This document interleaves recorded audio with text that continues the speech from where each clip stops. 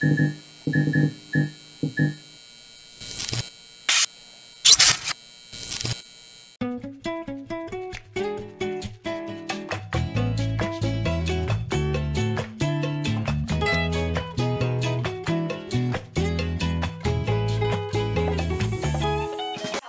halo Sobat Tani, kembali lagi bersama kami di W Talk. Di sini kami bersama narasumber Dr. Hewan Reni Indarwati, MSc. Selamat pagi Bu Reni, bagaimana kabarnya? Pagi Mbak Ais, alhamdulillah sehat.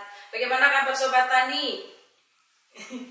Kita berharap baik-baik semua ya, sehat. Sekarang lagi musim flu dan batuk. Gimana Mbak Ais? Baik Ibu, di sini kami akan bertanya jawab sedikit mengenai apa sih efisiensi reproduksi. Nah, untuk peternak mungkin masih banyak yang belum tahu nih Bu, apa sih yang dimaksud dengan efisiensi reproduksi dan kenapa itu penting di peternakan? Oke, jadi kalau kita bahas efisien itu biasanya hubungannya dengan duit juga ya. Jadi yang namanya efisiensi reproduksi itu Sobat Tani itu ukuran kemampuan ternak untuk bunting dan menghasilkan keturunan yang layak ya. Di sini ada kata-kata layak. Kalau menghasilkan keturunan kemudian dia nggak layak, ya berarti belum dikatakan efisien, begitu Mbak Ais. Gitu. Jadi gimana? Terus kenapa sih itu jadi hal yang penting Ibu di peternakan? Ya, kalau kita beternak sudah sekian lama tapi kemudian ternyata itu nggak efisien, begitu itu kan akan menjadi rugi peternak ya. Misalnya dia sudah beternak sekian, punya ternak 3, sudah sekian lama tapi nggak pernah punya pedet begitu. Sementara uang akan terus keluar untuk biaya pemeliharaan sapi. Jadi itu menjadi penting sehingga Sobat Tani pada pagi ini kita akan sedikit kupas. Kenapa kita bilang sedikit? Karena waktu kita hanya terbatas, sehingga kita akan melihat apa saja sih sebenarnya yang mempengaruhi efisiensi gitu ya Mbak ya. Oke. Apalagi yang mau ditanyakan nih? Mengenai faktor Ibu yang bisa mempengaruhi efisiensi reproduksi. Oh iya, oke. Faktor, beberapa faktor sih. Ada mungkin kalau bisa saya katakan dari ternaknya sendiri, kemudian dari manajemen. Tadi bagaimana manajemen memeliharanya. Dari ternaknya misalnya faktor fisiologis ternaknya. Fisiologis ini hubungannya dengan hormon. Hormon ini nanti juga hubungannya dengan pakan. Ini banyak ya. Kaitannya begitu.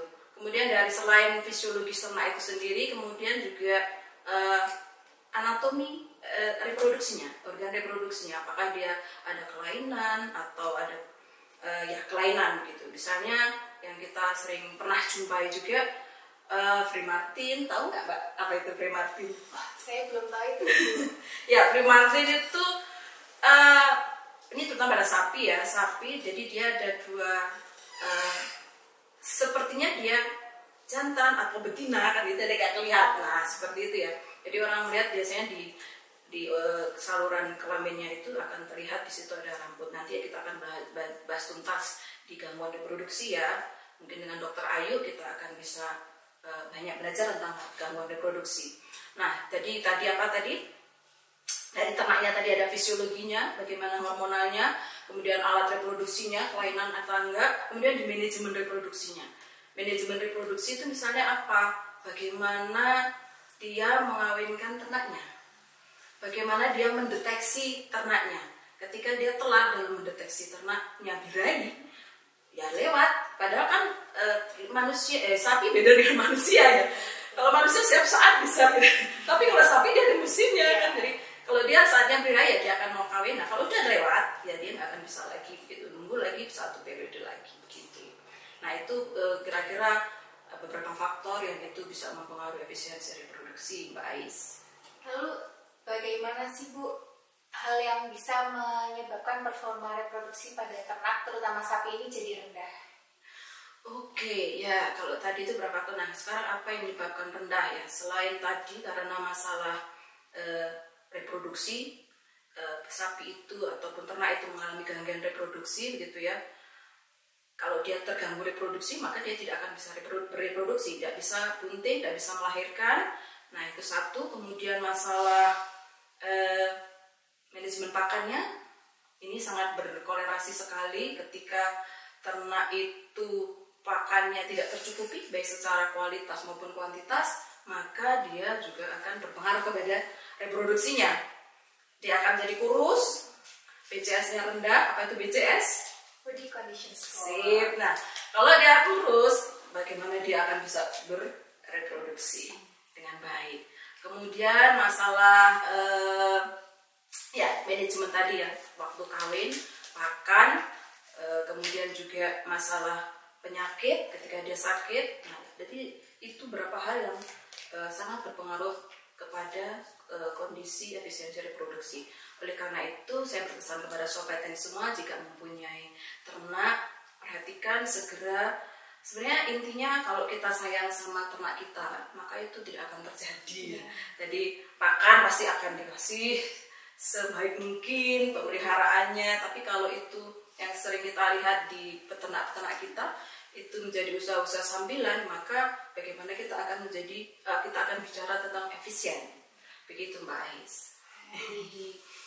Lalu apakah ada indikator Ibu yang bahwa reproduksi itu akan jadi efisien? Oke, mungkin kita bisa, kalau kita pernah bicara di lain waktu mungkin tentang reproduksi juga bersama Dr. Afida, kita bicara tentang recording reproduksi. Nah, salah satu yang perlu kita catat juga nih, yang berkaitan dengan efisiensi, days open. Tahu ya, days open itu waktu kosong.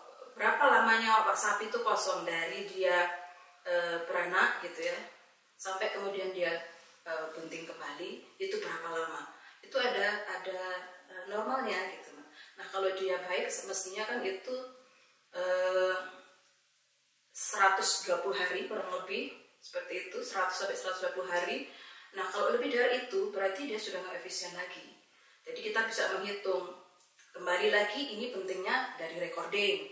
Kalau peternak dia tidak punya recording, dia punya catatan kapan ya sapi saya itu terakhir melahirkan dan kapan dia lagi ini naik. Kalau nggak ada, kita nggak akan bisa menghitung. Bagaimana kita bicara efisien reproduksi itu. Kemudian selanjutnya tentang masalah ini kita menghitung S per C, service per conception. Service per conception, kalau kita lihat service berapa banyaknya pelayanan sobat tani ya, untuk dia bisa bunting. Gitu. Semakin angkanya kecil maka nilainya akan semakin baik. Jadi kan 1,6 sampai 2 nilainya. Jadi kalau lebih dari 3 artinya berarti sapi itu atau ternak itu membutuhkan 3 kali kawin untuk bisa bunting. Berarti kan semakin lama, gitu kan. Jadi kalau misalnya untuk bisa bunting dia cukup sekali saja, sekali kawin langsung jadi, berarti semakin bagus. Gitu. Jadi peternak nggak ngabisin anggaran lagi untuk melihara lagi, untuk bisa dapat pedet lagi. Begitu. Yang lain misalnya juga conception rate, tingkat kebuntingannya. Jadi berapa tingkat kebuntingannya dia, dari dia punya banyak ternak itu, berapa tingkat kebuntingan dari ternak-ternak itu. Kalau dia lebih dari atau kurang dari 65 misalnya, 60 kan angka normalnya itu 65 sampai 70% ya. Tadi kalau itu kurang dari itu, maka dia sudah tidak efektif lagi, efisien lagi begitu. Jadi itu beberapa hal indikator yang kita bisa deteksi sobat tani ya. Jadi misalnya kita beli atau kita punya sapi misalnya, kemudian sapi saya ini sudah umur 2 tahun atau 3 tahun, tapi kok dia gak pernah bunting gitu. Karena sudah 3 tahun melihara, dia sudah rugi di waktu, biaya, mungkin juga kalau sakit-sakit obat, maka itu akan semakin banyak biaya tapi tidak ada hasilnya, tidak ada pedet yang kemudian dia dapatkan. Jadi itu saja. Nah, ini yang sering terjadi dan peternak kita ini kebanyakan, ya mungkin tidak kebanyakan, ada beberapa yang saya temui itu dia sangat sabar gitu. Maksudnya sabar begini, meskipun dia nggak bunting-bunting sapinya, nggak beranak-beranak, tapi dia tetap setia. Jadi ada inseminator yang dia sampai ngibe itu 7 kali, 5 kali, 7 kali, bahkan ada kok begitu sabarnya, itu sudah berugi berapa rupiah dia untuk itu. Sehingga makanya begitu 2 atau 3 kali dia di IB atau dikawinkan, kok kemudian dia nggak bunting-bunting, nah itu perlu dievaluasi apakah sudah benar atau ada gangguan reproduksi kah atau ada kelainan apakah gitu ya. Nah ini perlu dari peternak peternak untuk kemudian dia bahasa Jawanya itu niteni. Apa niteni Mbak Ais?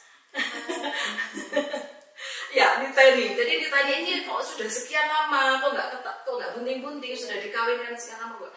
Jadi kita harus deteksi secara dini. Terus kemudian setelah dia melahirkan lebih dari 120 hari kemudian kok nggak dang bunting lagi, gitu. Berarti kita juga harus aware gitu ya. Kenapa sapi saya ini kok nggak bunting lagi? Atau estrus postpartus, ini indikator yang lain. Estrus postpartus, estrus setelah partus, setelah dia melahirkan, kemudian birahi kembali untuk pertama kali itu. Nah ini yang juga harus dititeni, diamati oleh peternak. Kalau jaraknya sudah terlalu lama, ini harusnya peternak dia harus, wah ada apa dengan sapi saya? Kalau dia sudah begitu, nah dia harus segera kontak dengan petugas, paramedika atau medika untuk kemudian menyelesaikan ada apa dengan sapi saya. Begitu Mbak Ais. Mbak Ais punya sapi di rumah? Kebetulan saya nggak punya. Oh, oke. Kambing juga nggak punya. Oke.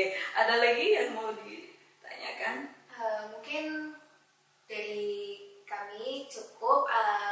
Dari Bu Reni, apakah ada closing statement nih Bu mengenai efisiensi reproduksi? Oke, jadi para sobat tani, kalau kita mau untung dalam beternak, maka segera deteksi dini apa yang ada di apakah sapi kita normal atau tidak reproduksinya, gitu ya. Dari beberapa indikator yang telah saya sampaikan tadi, silakan rupanya kita butuh recording juga supaya kita tahu catatan tentang rekam reproduksi dari kondisi sapi kita. Kalau kita punya rekaman itu, maka kita bisa mendeteksi secara awal bahwa sapi kita ini aman atau tidak dari sisi reproduksi. Begitu Mbak Ais. Ternyata efisiensi reproduksi ini sangat penting ya Ibu untuk diperhatikan. Jadi sobat tani mungkin bisa selalu memperhatikan bagaimana efisiensi reproduksi pada ternak yang dimiliki supaya tidak rugi kalau kata Bu Reni. Ya betul ya. Karena kan kalau kita setiap punya usaha harus tidak rugi kan, harus untung. Itu Mbak Ais. Cukup? Baik, cukup sekian. Mungkin sedikit bincang-bincang kami mengenai efisiensi reproduksi. Baik, mungkin jika sobat tani ada yang masih ingin bertanya, bisa ditanyakan ke nomor di bawah